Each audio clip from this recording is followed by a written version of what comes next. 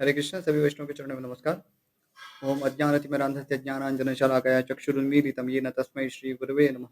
श्रीचैतन्यमनोभीष्टं स्थापितं येन भूतले स्वयं रूपः कदा मह्यं ददाति स्वपदान्तिकं। वाञ्छाकल्पतरुभ्यश्च कृपासिन्धुभ्य एव च पतितानां पावनेभ्यो वैष्णवेभ्यो नमो नमः। श्रीकृष्ण चैतन्य प्रभु नित्यानंद श्री अद्वैत गदाधर श्रीवासरि गौरभक्तवृंद। हरे कृष्ण कृष्ण कृष्ण हरे हरे, हरे राम राम राम हरे हरे। सभी वैष्णव का स्वागत है आज की महाभारत कथा में। तो हम पिछले कुछ समय से पढ़ रहे हैं किस प्रकार से नारद मुनि महाराज युधिष्ठिर को विभिन्न प्रश्न पूछ रहे हैं उन और इन प्रश्नों के माध्यम से वे उनको उपदेश भी कर रहे हैं। तो मोस्ट प्रोबेबली आज ये चैप्टर पूरा हो जाएगा होपफुली। तो इसी में आगे बढ़ते हुए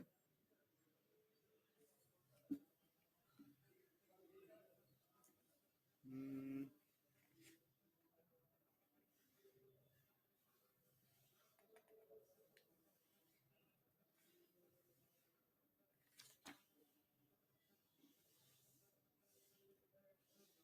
ओके यहाँ तक थे।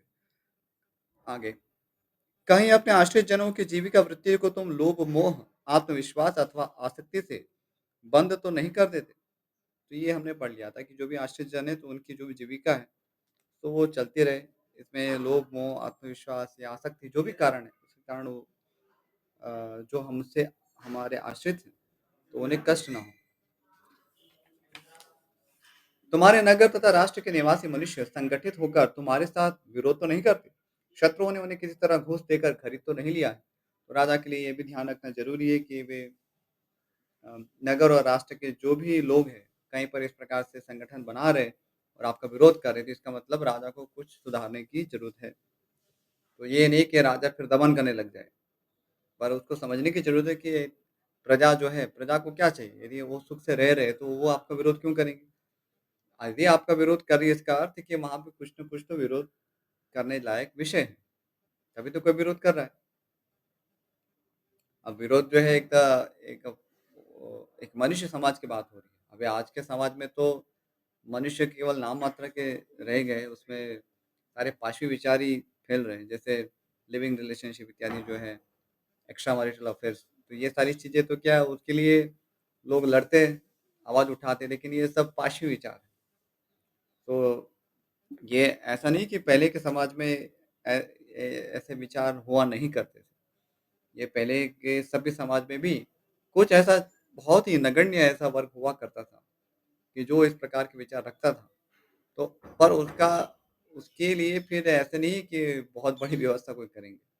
तो उसके लिए उनके पास ठीक है, जो भी लेजिस्लेटर्स होते हैं या जो जज होते हैं, तो वो उनको इस ऐसे लोगों की जो भी भावना है या जिस प्रकार से भी वो अपने अपने आप को देखते हैं, कोई स्त्री है अपने आप को पुरुष रूप में देखती है, कोई पुरुष है अपने आप को स्त्री में देखते हैं। तो इस प्रकार से उनके लिए कुछ न कुछ उनको बस वो जी सके समाज में, उनका भी कोई उनका उनको कष्ट ना हो, तो उसका ध्यान मिनिमम जितना ज़रूरी है। पर ऐसे विचारों को बहुत प्रोत्साहन नहीं दिया जाता। तो जीवन धारण करना वो ठीक है, वहाँ तक की बात है, तो कोई भी कर सकते हैं।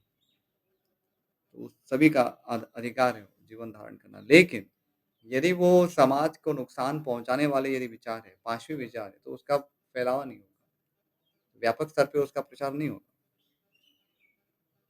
आगे कोई दुर्बल शत्रु जो तुम्हारे द्वारा पहले बलपूर्वक पीड़ित किया गया, किंतु मारा नहीं गया, अब मंत्रणा शक्ति से अथवा मंत्रणा और सेना दोनों ही शक्तियों से किसी तरह बलवान होकर सिर तो नहीं उठा रहा है। तो ये राजा को ध्यान रखना है कि जो भी जिनसे जिसके भी साथ उसका विरोध हो रहा है, तो वो उसको पूर्ण रूप से उसमें वश में करे। अन्यथा संभव है कि इस प्रकार से कोई जिसका जो विरोध हुआ है, वो अपना विरोध तो व्यक्त करेगा ही, क्योंकि अहंकार है, उसकी तुष्टि के लिए विरोध तो होते ही रहते हैं। और अहंकार है अथवा जो भी जिस किसी भी कारणवश है, तो यदि इस प्रकार का विरोध है, तो उसका दमन करने का सामर्थ्य राजा में होना चाहिए। पहले तो प्रयास करना चाहिए कि ऐसा विरोध हो ही नहीं, और यदि विरोध हो जाता है, तो फिर उसके दमन के लिए सही व्यवस्था होनी चाहिए। आगे, क्या सभी मुख्य-मुख्य भोपाल तुमसे प्रेम रखते हैं? क्या वे तुम्हारे द्वारा सम्मान पाकर तुम्हारे लिए अपने प्राणों की बलि दे सकते हैं? तो यहाँ महाराज युधिष्ठिर एक चक्रवर्ती सम्राट के रूप में हैं और इस भूमिका में उनके बहुत सारे अधीन राजा भी हैं। तो इसलिए ये प्रश्न पूछा जा रहा है कि अन्य जो राजा हैं, क्या वे भी आपको सम्मान से देखते हैं, प्रेम से देखते हैं? क्योंकि यदि ऐसा देख पा रहे हैं, इसका मतलब आप एक कुशल राजा हैं, एक कुशल सम्राट हैं। सम्राट के भी अपने गुण होते हैं। वो ऐसे ही केवल अपने सैन्य शक्ति से केवल सबको वश में करना नहीं होता है। सैन्य शक्ति से आप कुछ समय के लिए किसी को वश में कर सकते हैं, लेकिन आपको यदि टिके रहना है सम्राट के रूप में, तो आप में वो गुण होने चाहिए, जो यदि एक अच्छे कुशल शासक में पाए जाते हैं। इस प्रकार की एक अ, सम्राट उचित जो गुण है, एक उदारता है, सबके साथ जो सौहार्दपूर्ण व्यवहार है और अ, धर्म के अनुसार जो शासन करते हैं। तो ऐसे जो शासक होते हैं, तो वो सबके प्रिय बनते हैं। लेकिन उसके विपरीत जो केवल अपना अहंकार प्रदर्शन करना ही जानते हैं, धर्म में उन जिनकी निष्ठा नहीं है, तो वैसे लोग तो फिर केवल एक पाश्विक स्तर पर ही है और पाश्विक स्तर पे यदि बने रहेंगे, तो उनका विरोध तो होना ही है। क्योंकि उस उनसे पाश्विक स्तर पे व्यक्ति रहेगा, तो उससे कोई न कोई तो त्रुटियाँ होगी ही। वो क्योंकि प्र पाश्विक स्तर पे होना ये संकेत करता है कि व्यक्ति अ, पशु की तरह सोच रखने लगा है। तो उसमें धर्म का चिंतन नहीं होगा। धर्म का चिंतन नहीं होगा तो अधर्म होगा और अधर्म होगा तो फिर उसका विरोध होगा ही। आगे, क्या तुम्हारे मन में सभी विद्याओं के प्रति एक गुण के अनुसार आदर का भाव है? क्या तुम ब्राह्मणों तथा साधु संतों की सेवा पूजा करते हो, जो तुम्हारे लिए शुभ एवं कल्याणकारिणी है? इन ब्राह्मणों को तुम सदा दक्षिणा तो देते रहते हो ना, क्योंकि वह स्वर्ग और मोक्ष की प्राप्ति कराने वाली है। तो सभी विद्याओं के प्रति जैसे-जैसे उनके गुण हैं, विद्याओं के गुण होते हैं, उसके अनुसार रिस्पेक्टिव आदर होना चाहिए। तो विद्या का सम्मान करना है और उसमें नीच उच्च भाव हो सकता है। कोई विद्या उसका अधिक सम्मान है, कोई विद्या उसका थोड़ा अल्प सम्मान है, लेकिन सम्मान सभी का है। तो राजा को ध्यान रखना है कि वो विद्याओं का सम्मान करें। ब्राह्मण और साधु संत उनकी सेवा पूजा करें, उन्हें दक्षिणा दें। तो ये राजा का कर्तव्य है, क्योंकि ये जो साधु संत होते हैं, ब्राह्मण होते हैं, वे ईश्वर आश्रित जीवन जीते हैं और राजा है, वो ईश्वर का ही प्रतिनिधि है। तो उसे ध्यान रखना है कि अ, ये जो साधु संत हैं, उनके ईश्वर जिस प्रकार से उनका भरण-पोषण करते हैं या एक प्रकार से कहें तो सेवा करते हैं, ईश्वर भी अपने भक्तों की सेवा करते हैं। तो वैसे ही एक राजा को अपने अ, राज्य में जो भी साधु संत हैं या ब्राह्मण हैं, उन सबकी सेवा करनी चाहिए।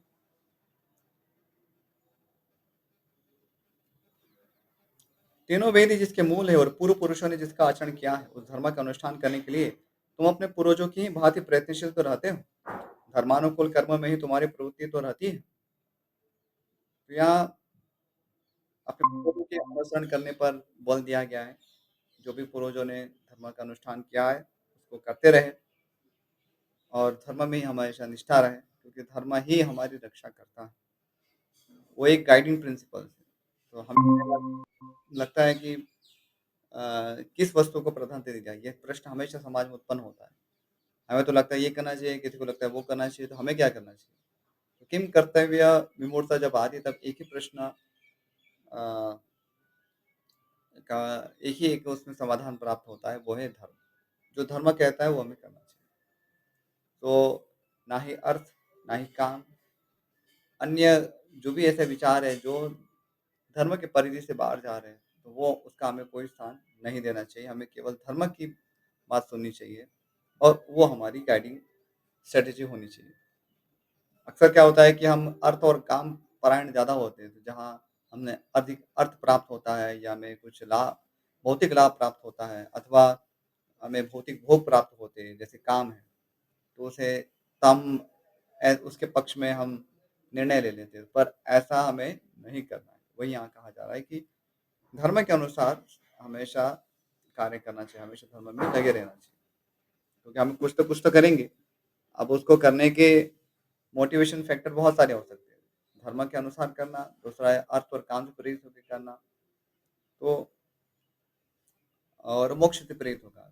मोक्ष से प्रेरित होके करने वाले बहुत दुर्लभ होते हैं, इसलिए यहाँ मोक्ष की बात नहीं हो रही इस कॉन्टेक्स्ट में। लेकिन जो धर्म है वो यदि उसका यदि अनासक्ति से पालन किया जाए तो वो मोक्ष की ओर ही ले जाता है। तो बेसिकली आप धर्म का पालन करेंगे तो मोक्ष की ओर ही जा रहे हैं। आगे, क्या तुम्हारे मन में तुम्हारी आंखों के सामने गुणवान ब्राह्मण स्वादिष्ट और गुणकारक अन्न भोजन करते हैं और भोजन के पश्चात उन्हें दक्षिणा दी जाती है? तो अ, राजा को इंश्योर करना है कि उनके नेत्रों के सामने ब्राह्मणों को स्वादिष्ट भोजन प्राप्त हो, गुणकारक भोजन प्राप्त हो। तो ये इसको अपने आंखों से देखने की बात हो रही है। तो ये होना चाहिए। आजकल तो ब्राह्मण संस्कृति का अनादर करते हैं। दक्षिणा देने की बात आती है तो सब ऐसे मुंह इतना छोटा हो जाता है जैसे कोई बहुत पूरा साम्राज्य मांग लिया हो। तो ऐसा नहीं करना चाहिए। अ, जो भी पूजा पाठ इत्यादि जो देवताओं के प्रतिनिधि के रूप में आ रहे हैं, तो उनका यथोचित सम्मान करना चाहिए और उदारता से दान करना चाहिए। हमारे अपने तुच्छ जो कपड़े इत्यादि खरीदते हैं, तो उसमें कितना हम पैसा खर्च करते हैं और जो देवताओं के प्रतिनिधि के रूप में आए हैं, तो उनके प्रति हमें ऐसे उपेक्षा भाव जो है, या इतना संकोच भाव कि इनको तो भाई कम से कम देंगे तो अच्छा है, तो वो अच्छा नहीं है। अब वैसे ब्राह्मण ऐसे वो माँगते भी नहीं हैं और आज का स्थिति ऐसी हो गई कि लोग ब्राह्मणों को माँगने पर विवश कर दिया गया है कि आप बोलिए। जैसे आपको जैसे व्यापार करते हैं इस प्रकार से पूछा जाता है कि भाई कितना लेंगे आप? तो वस्तुतः वो तो उचित नहीं है, लेकिन ठीक है अभी परिस्थितियाँ इस प्रकार से हो गई है और लोगों में इतनी जागरूकता भी नहीं है, तो कम से कम जब वो कुछ कह रहे हैं तो उससे ज़्यादा देना चाहिए। क्योंकि ब्राह्मण होंगे वो कोई सामान्य रूप से वो ज़्यादा क्या माँगेंगे? कोई आपसे महल तो माँगेंगे नहीं। तो वो अपना उनका जो भी धर्म का कार्य कर रहे हैं, धर्मों को हमेशा हमें उससे रक्षा करनी चाहिए। और ब्राह्मण लोग यदि उनके पास कुछ ज़्यादा धन आ भी गया, तो क्या करेंगे? वो आपका कोई बंगला नहीं बनाएँगे। वो शांति से अपना धर्म निर्वहन करेंगे, वही कार्य करते रहेंगे। उनसे उन्हें बल प्राप्त होगा, वही धर्म के कार्य को और अच्छी तरह से करने। तो ये अ, हम सभी स्मरण रख सकते हैं। आगे, अपने मन को वश में करके एकाग्र चित्त हो। वाजपेयी और पुंडरीक आदि सभी यज्ञ यागों का तुम पूर्ण रूप से अनुष्ठान करने का प्रयत्न तो करते हो ना? बहुत सारे यज्ञ अनुष्ठान करने के लिए संस्तुति है, राजा के लिए तो विशेष रूप से, क्योंकि उसे एक प्रजा में एक आदर्श स्थापित करना है कि इस प्रकार से यज्ञ करते रहना है। मनुष्य जीवन का लक्ष्य ही है यज्ञ करना।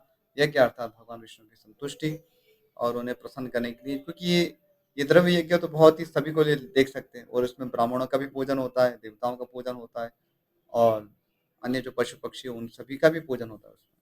उनको भी यानी कुछ भोजन प्राप्त होता है या अ, क्योंकि वो जब भी यज्ञ होगा तो उसमें दान दक्षिणा तो होता ही है। तो सभी वर्ग हैं उनको लाभ होता है। जाति भाई गुरुजन वृद्ध पुरुष देवता तपस्वी चैत्य वृक्ष पीपल आदि तथा कल्याणकारी ब्राह्मणों को नमस्कार तो करते हो ना? ये नमस्कार का बहुत बड़ा विज्ञान है हमारे यहाँ सनातन धर्म में देखा गया है कि तो जो भी अ, पूज्य विषय है उनका समादर करना है, नमस्कार करना है। तो क्या कौन से बताएँ यहाँ पर? जाति भाई यानी कि जो हमारी जाति में आते हैं हमारे अ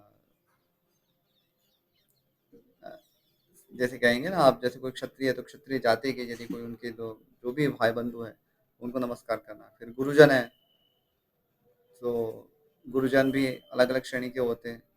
माता-पिता तो गुरुजन है ही है, टीचर गुरुजन है, भाई बड़े भाई जो होते हैं वो गुरुजन है, बड़ी बहन भी गुरु में आती है श्रेणी में। और जो भी हमारे पिता के तुल्य जिनका समादर होता है, तो वो सभी हमारे लिए गुरुजन हैं। फिर वृद्ध पुरुष, इनका समादर करना चाहिए, सम्मान नमस्कार करना चाहिए, उनको देख के नमस्कार करना चाहिए। देवता, उनको देख के नमस्कार करना चाहिए। तपस्वी, तपस्वी लोगों को जब हम दर्शन करते हैं तो ऐसा नहीं बस खड़े रहे, हाँ ठीक है तो बाबा आ गया भिक्षा मांगने। तो जैसे कोई तपस्वी हमें देखना है कि ये तपस्या में लगे हुए हैं, तो वो उस तपस्या को नमस्कार करना चाहिए। चैत्य वृक्ष, तो जो भी पवित्र वृक्ष है, वट वृक्ष है, पीपल है, तो ये सारे वृक्ष को देख कर ही नमस्कार करना चाहिए। ऐसा नहीं बस खड़े हो गए छाँव में खाली, बस चलो मज़ा आ रहा है साथ लटकने लग गए। तो ये या वहाँ पर बैठे-बैठे जो आजकल तो बहुत ही अभद्र काम करते हैं। बाग बगीचे जाते हैं और वहाँ पर बस मैं कह नहीं सकता मुख से, तो ऐसे विचित्र हरकतें करते हैं। तो ये सारी चीज़ें जो है, जो ऐसे पवित्र वृक्ष हैं, तो उनकी सानिध्य में नहीं कर सकते। उनका तो नमस्कार करना चाहिए। और कल्याणकारी ब्राह्मणों को नमस्कार करते होना चाहिए। कल्याण जो ब्राह्मण है, उनको भी देख के तुरंत नमस्कार करना चाहिए। आगे, निष्पाप धनिष्ठ, तुम किसी के मन में शोक या क्रोध तो नहीं पैदा करते। तुम्हारे पास कोई मनुष्य हाथ में मंगल सामग्री लेकर सदा उपस्थित रहता है ना, तो राजा को चाहिए कि वो किसी के मन में शोक या क्रोध पैदा ना करें, जानबूझ कर ना करें। अब जहाँ आवश्यकता होती है वहाँ करना भी पड़ता है। लेकिन ऐसा नहीं कि सामने से ऐसे उद्विग्न करने वाले वचन कहे अथवा क्रोध दिलाने वाले वचन कहे, जो अ, एक प्रकार से देखें तो मधुरभाषी होना चाहिए, और ये प्रैक्टिस सभी के लिए कल्याणप्रद है। प्रिय वाक्य प्रदानेन तुष्यन्ति सर्वजन्तवः। तो सभी प्राणी जो है प्रिय वाक्य बोलने से प्रसन्न होते हैं। तो जो भी समस्या है उसको बिना क्रोध से भी हम सुलझा सकते हैं। तो क्रोध वस्तुतः देखा जाए तो करने की आवश्यकता पड़नी नहीं चाहिए। अ, जहाँ तक हो सके उसको हम अवॉइड करें, क्योंकि ये सारे वो डिस्ट्रक्टिव चीज़ें होती हैं। हाँ, यहाँ पर एक अनिवार्य हो जाता है कि अभी उसके बिना काम चलेगा ही नहीं, तो फिर उसमें अपने धर्म की मर्यादा देखते हुए करना चाहिए। ऐसा नहीं कि फिर पत्नी है अपने पति के प्रति भीषण क्रोध प्रकट कर रही है, उनको बहुत ही गाली-गलौज कर रही है या पिटाई कर रही है, ये सारी चीज़ें ये उचित नहीं है। अथवा अपना ज़ोर से बोलना, वो भी शोभा नहीं देता। तो अपने जो बड़े भाई हैं, आपसे अपने पतिदेव हैं या अपने सास-ससुर, ऐसे यदि वो गलत है भी, तब भी हमारे प्रतिक्रिया में वो अ, मर्यादा होनी चाहिए। ऐसा नहीं कि हम बस क्योंकि हम सही है इसलिए हम कुछ भी बोल सकते हैं, कुछ भी कर सकते हैं। तो सही होना अपनी जगह है, लेकिन कैसे उस सही को सही बनाना है, उसकी प्रक्रिया पृथक है। तो सही होना केवल पर्याप्त नहीं कि आप कुछ भी कर सकते हैं। तो सही है, तो सही को अभी कैसे सही आप स्थापित करेंगे, तो वो दूसरी स्ट्रैटेजी अपनानी पड़ेगी। आजकल क्या है कि बस हमको आंदोलन करना ही सिखाया गया है स्कूल में, बस यही पाठ पढ़ते हैं समाज सुधार के सब। कुछ भी हो तो बस आंदोलन कर दो, और वही चीज़ फिर घर में भी करते हैं, तो वो उचित नहीं है। समाज में भी सुधार करने के लिए हमेशा आंदोलन तो पहला सोपान नहीं है, वो शिक्षण से भी हो सकता है। हर चीज़ के लिए आंदोलन करना ज़रूरी नहीं। तो हो एक वो भी थोड़ा-सा एक जो एक आक्रोश की जो मानसिकता है, उससे हमें बचना चाहिए। तो जहाँ पर हम बहुत ही प्रेम से उसको सुलझा सकते हैं। बहुत सारे ऐसे समाज में अच्छे लोग हैं, तो उनके साथ बातचीत करके हम परिवर्तन ला सकते हैं। और ऐसे बहुत सारी चीज़ें हैं कि जिनमें परिवर्तन लाने से बहुत जो छोटी-छोटी चीज़ें हैं उसमें तो अपने आप परिवर्तन आ जाता है। उदाहरणार्थ यदि अध्यात्म में परिवर्तन आता है, आध्यात्मिक जीवन यदि सभी का उसमें कार्य होता है, तो ये जो छोटे-छोटे जो भौतिक जो समस्या है, वो तो अपने आप ही सुलझ जाती है। तो जैसे भक्तिसिद्धांत सरस्वती ठाकुर जो थे, वो अपने उस समय ब्रिटिश काल था, लेकिन वे ब्रिटिशर्स के साथ वे तालमेल रखते हुए ये कृष्ण भागवत का प्रचार करते थे। तो वहाँ पर उन्होंने अंग्रेज़ों का विरोध नहीं किया था। यद्यपि जानते थे कि अंग्रेज़ जो है वो दुष्ट है और वो धर्म के अनुसार शासन नहीं कर रहे। लेकिन इससे बहुत सारे दूसरे जागरूक ब्रिटिशर्स भी थे, अच्छे लोग भी थे। तो प्रयास ये था कि अ, कृष्ण भावनामृत का यदि प्रचार होता है व्यापक रूप से, तो फिर ये अपने आप जब वैष्णव बन गए हैं, तो वैष्णव तो परम दुखी होते हैं, तो वो किसी को क्यों पीड़ा देंगे? ये भावना थी। तो कई बार हम सोचते हैं कि नहीं देखो ब्रिटिशर्स के हमने क्यों गुलामी की, हमें तो झुकना नहीं चाहिए। तो कई बार स्ट्रैटेजी अलग-अलग हो सकती है, क्योंकि यहाँ पर विचार ये है कि यदि बड़ा-सा यदि टारगेट हिट कर दिया, तो ये तो छोटी चीज़ तो कुछ भी नहीं है।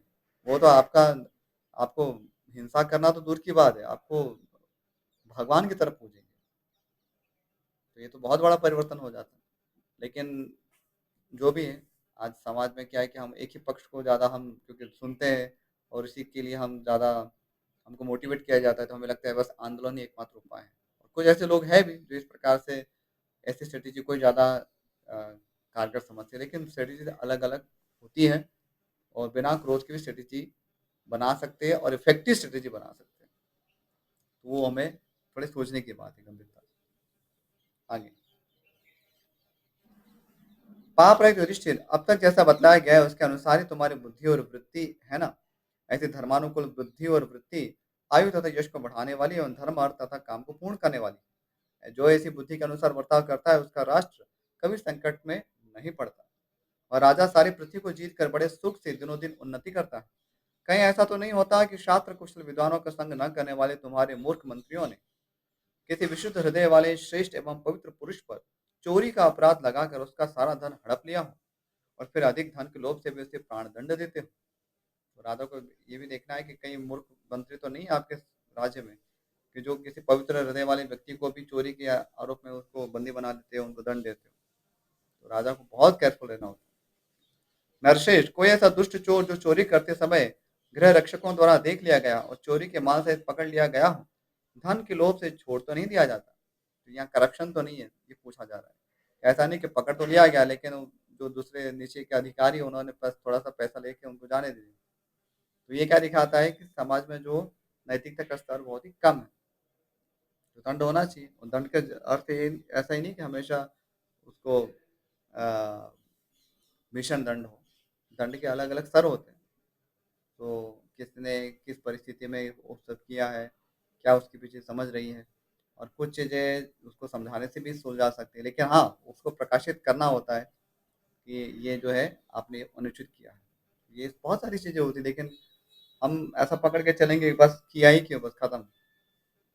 तो दोनों ही एक्सट्रीम गलत है।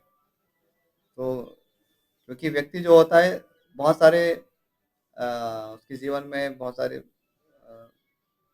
ऐसे पड़ाव आते हैं। कई बार व्यक्ति ना चाहते हुए कई ऐसे दुष्कर्म कर बैठता है। तो आप दुष्कर्म की जो उसकी इंटेंसिटी कितनी है, उस पे भी निर्भर करता है। कुछ चीज़ों में उसको छोड़ा जा सकता, समझा के छोड़ा जा सकता है, कुछ चीज़ों में उसको दंडित करना पड़ता है। ये बहुत सारे ऐसे विचार हैं। आगे, भारत तुम्हारे मंत्री चुगली करने वाले लोगों के बहकावे में आकर विवेक शून्य हो, किसी धनी की या दरिद्र के थोड़े समय में ही अचानक पैदा हुए अधिक धन को मिथ्या दृष्टि से तो नहीं देखते, या उनके बढ़े हुए धन को चोरी आदि से लाया हुआ तो नहीं मान लेते। तो राजा को ये भी ध्यान रखना है कि उनके जो भी मंत्री है वो चुगलीखोर ना हो, और बेचारा यदि किसी ने यदि कोई तरक्की कर ली है, तो उसको ईर्ष्या से दृष्टि से ना देखे, या तो ऐसा सोचे कि इसने कुछ गड़बड़ की होगी तभी इसने इतना धन पाया है। तो राजा का मतलब बहुत ही गंभीर होना पड़ता है अपने शासन के लिए। युधिष्ठिर, तुम नास्तिकता, झूठ, क्रोध, प्रमाद, दीर्घसूत्रता, ज्ञानियों का संग न करना, आलस्य, पांचों इंद्रियों के विषयों में आसक्ति, प्रजाजनों पर अकेले ही विचार करना, अर्थशास्त्र को न जानने वाले मूर्खों के साथ विचार विमर्श, निश्चित कार्यों के आरंभ करने में विलंब या टालम टोल, गुप्त मंत्रणा को सुरक्षित न रखना, मांगलिक उत्सव आदि न करना, तथा एक साथ ही सभी शत्रुओं पर चढ़ाई कर देना, इन राज संबंधित 14 दोषों का त्याग तो करते हो ना, क्योंकि जिनके राज्य की जड़ जम गई है, ऐसे राजा भी इन दोषों के कारण नष्ट हो जाते हैं।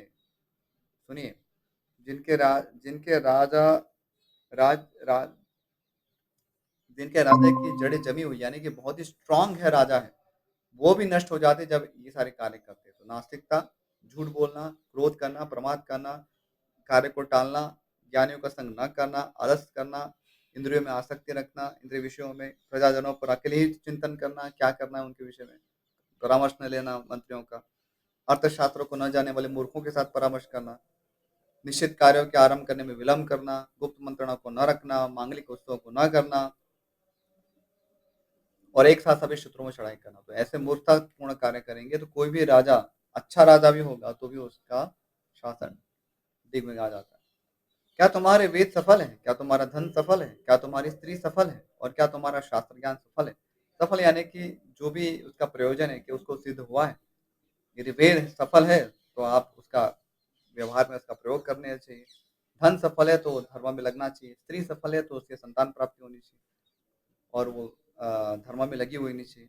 और शास्त्र ज्ञान सफल है तो आप जीवन में सुख का अनुभव होना चाहिए। युधिष्ठिर ने पूछा, देवर्षि, वेद कैसे सफल होते हैं? धन की सफलता कैसे होती है? स्त्री की सफलता कैसे मानी गई, तथा शास्त्र ज्ञान कैसे सफल होता है? तो अभी यहाँ ये प्रश्न है। नारद जी ने कहा, राजन, वेदों की सफलता अग्निहोत्र से होती है, दान और भोग से ही धन सफल होता है। स्त्री का फल है रति और पुत्र की प्राप्ति, तथा शास्त्र ज्ञान का फल है शील और सदाचार। तो यहाँ वही बात है, थोड़ा सा यहाँ टेक्निकल शब्द में बताई जा रही है कि वेदों की सफलता अग्निहोत्र से, यानी कि जो अग्निहोत्र है उसको यदि हम कोई कर रहा है, यानी कि धार्मिक कार्य में लगा हुआ है, तो यही माना जाएगा कि वो अ, वेद पाठ उसका सफल रहा। फिर दान और भोग, तो दान कर रहा है यानी अगेन धार्मिक कार्यों में लगा हुआ है, इससे धर्मानुकूल भोग भी प्राप्त कर पा रहा है, तो वो उसका धन भी सफल है। स्त्री का फल है पुत्र की प्राप्ति, संतान प्राप्ति और रति, यानी कि जो मैथुन जीवन की प्राप्ति है, वो भी सफलता है। शास्त्र ज्ञान का फल है शील और सदाचार, अच्छा चरित्र होना। वैश्व जी कहते राजन, यह कहकर महातपस्वी नारद मुनि ने धर्मात्मक दृष्टि से पुनः इस प्रकार प्रश्न पूछा। नारद जी ने पूछा, राजन, कर वसूलने का काम करने वाले तुम्हारे कर्मचारी लोग दूसरे दूर से लाभ उठाने के लिए आए हुए व्यापारियों से ठीक ठीक कर वसूल करते हैं ना? अधिक तो नहीं लेते। तो कर जितना लेना चाहिए उतना ही लेना है। ज्यादा लेने वाले यदि कोई है मंत्री तो उस पर नजर रखना राजा का कर्तव्य है।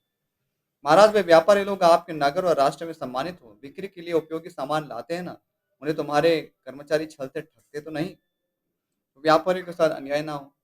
वो जब आ रहे हैं कोई बिक्री करने के लिए तो न्यायोचित रीति से अपना व्यापार कर सके।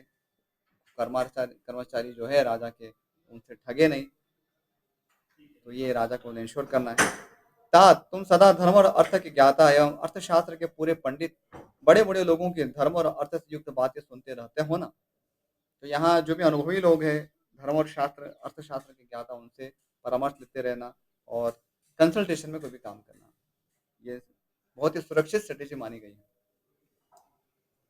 क्या तुम्हारे यहाँ खेती से उत्पन्न होने वाले अन्न तथा फल फूल एवं गौओं से प्राप्त होने वाले दूध घी आदि में से अन्न और घृत आदि धर्म के लिए ब्राह्मणों को दिए जाते हैं? तो अन्न और घृत इत्यादि जो है वो ब्राह्मणों को दान करना होता है। तो ये बेसिकली जो यज्ञ करेंगे, अनुष्ठान करेंगे, तो इस सारे ब्राह्मणों को दक्षिणा के रूप में सारे इसको प्राप्त होती है स्वाभाविक। नरेश्वर, क्या तुम सदा नियम से सभी शिल्पियों के व्यवस्था पूर्वक एक साथ इतनी वस्तु निर्माण की सामग्री दे देते हो जो कम से कम चौमासे चौमासे भर चल सके? तो यदि यहाँ पर एक व्यवस्था की बात है कि यदि शिल्पियों के पास चौमासे भर यानी कि इतना पूरा मानसून तक की यदि सामग्री है तो वो बैठे निठल्ले नहीं बैठेंगे, उस पर काम करेंगे। और उनकी जो कौशल है वो व्यर्थ नहीं जाएगा। महाराज, क्या तुम्हें किसी के किए वो उपकार का पता चलता है? क्या तुम उस उपकारी की प्रशंसा करते हो और साधु पुरुषों से भरी हुई सभा के बीच उस उपकारी के प्रति कृतज्ञता प्रकट करते हुए उसका आदर सत्कार करते हो? तो उपकार जो है उसका हमेशा हमें बदला चुकाना चाहिए। एटलीस्ट उसको रिकॉग्नाइज करना चाहिए, थैंक यू बोलना चाहिए, जो भी है उसको। अब शब्द अलग अलग हो सकते हैं, लेकिन उसके प्रति कृतज्ञता प्रकट करना चाहिए, आभार प्रकट करना चाहिए। तो ये हमें ध्यान रखना है। भरत श्रेष्ठ, क्या तुम संक्षेप से सिद्धांत का प्रतिपादन करने वाले सभी सूत्र ग्रंथ, हस्ती सूत्र, अश्व सूत्र एवं रथ सूत्र आदि का संग्रह, पठन एवं अभ्यास करते रहते हो? तो यहाँ पर जो भी ग्रंथ के विषय में बात हो रही है तो उसके पठन और अभ्यास यानी कि शास्त्रज्ञ होना चाहिए राजा को, एक बात कही जा रही है। भरत कुलभूषण, क्या तुम्हारे घर पर धनुर्वेद सूत्र, यंत्र सूत्र और नागरिक सूत्र का अच्छी तरह अभ्यास किया जाता है? धनुर्वेद सूत्र यानी कि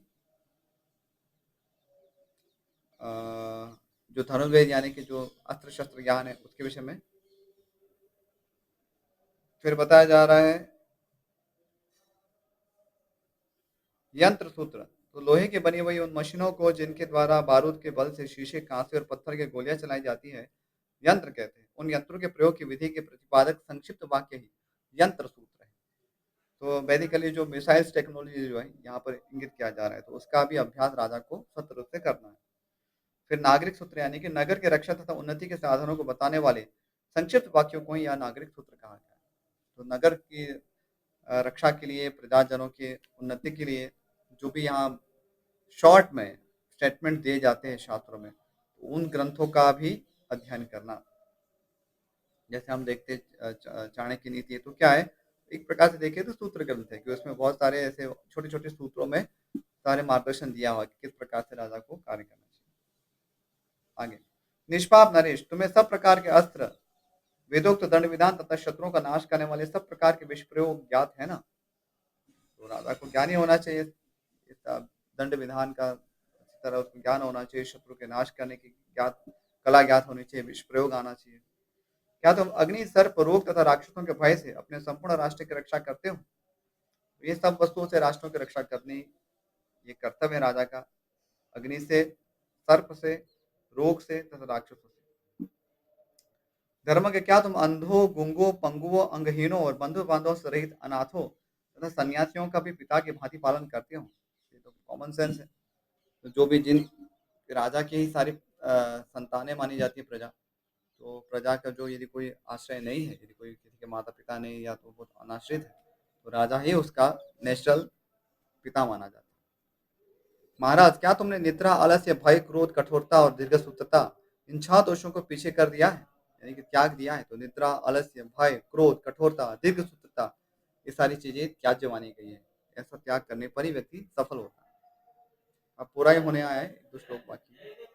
वैशंपायन जी कहते हैं, जन्मेजय कुरुश्रेष्ठ महात्मा राजा युधिष्ठिर ने ब्रह्मा के पुत्रों में श्रेष्ठ ब्रह्म नारद जी का यह वचन सुनकर उनके दोनों चरणों में प्रणाम एवं अभिवादन किया और अत्यंत संतुष्ट हो देव स्वरूप नारद जी से कहा। युधिष्ठिर बोले, देवर्षि, आपने जैसा उपदेश दिया है वैसा ही करूंगा। आपके इस प्रवचन से मेरी प्रज्ञा और भी बढ़ गई है। ऐसा कहकर राजा युधिष्ठिर ने वैसा ही आचरण किया और इसी से समुद्र पर्यंत पृथ्वी का राज्य पा लिया। नारद जी ने कहा, जो राजा इस प्रकार चारों वर्णों की रक्षा में संलग्न रहता है, वह इस लोक में अत्यंत सुखपूर्वक व्यवहार करके अंत में देवराज इंद्र के लोक में जाता है। यानी कि वो स्वर्गीय लोकों में जाता है या उच्च लोकों में जाता है। स्वर्गीय लोक अर्थात जो कि ऊपर के लोग हैं। तो यहीं पर विराम करते हैं। समय भी वैसे थोड़ा अधिक हो गया है, तो हम प्रश्न नहीं लेंगे। वाञ्छाकल्पतरुभ्यश्च कृपासिन्धुभ्य एव च पतितानां पावनेभ्यो वैष्णवेभ्यो नमो नमः। श्रीमद् महाभारत ग्रंथ की जय, महर्षि वेदव्यास की जय, श्रीमान गणपति देव की जय, श्रील प्रभुपाद की जय।